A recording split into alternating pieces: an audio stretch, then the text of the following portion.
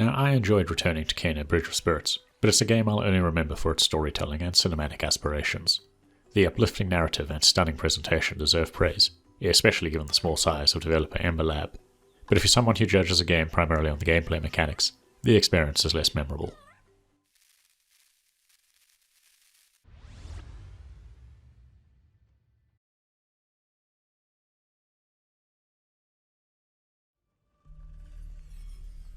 Set in a Disney-esque fantasy world of improbable geomorphology and juxtaposed biomes, you play as young spirit guide Kena, travelling the world wielding her father's staff, putting lingering spirits to rest and purging corrupted regions of decay with the help of her unsettlingly cute rot companions.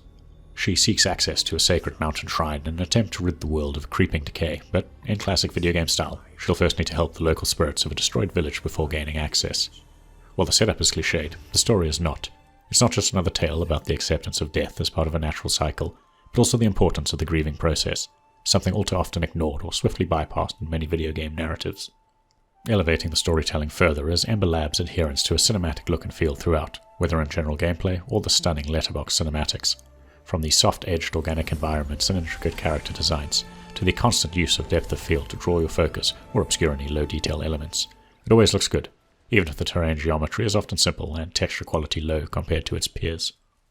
Steam PC players also now benefit from the fact Kena Bridge of Spirits was developed to run on a base PlayStation 4 and has received a year of optimization patches, ensuring this release is in excellent shape and runs well on a range of PCs from the last 5 years.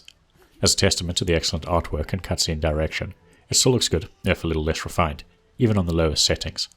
Complementing these visuals is a phenomenal and atmospheric soundtrack and quality voice work for the unexpectedly restrained dialogue. Where Kena Bridge of Spirits falters is how quickly the third-person gameplay and character progression begin to feel formulaic and predictable.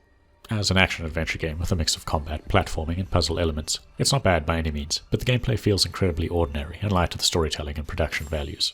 Combat is your typical mix of light and heavy attacks, coupled with the ability to block, parry, and dodge incoming blows.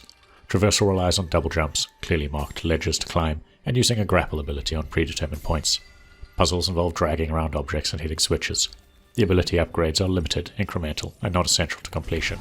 Hell, even controlling your expanding retinue of rot, cute as they are, is just a charming, visually interesting way to perform common actions like pulling switches, opening chests, or stunning enemies. Now, my feelings on the gameplay are undoubtedly a consequence of the number of games I play, but even the pacing felt a little too predictable. Quests follow the classic collect X of this or purify Y of that approach. Platforming sections and puzzles are a breeze.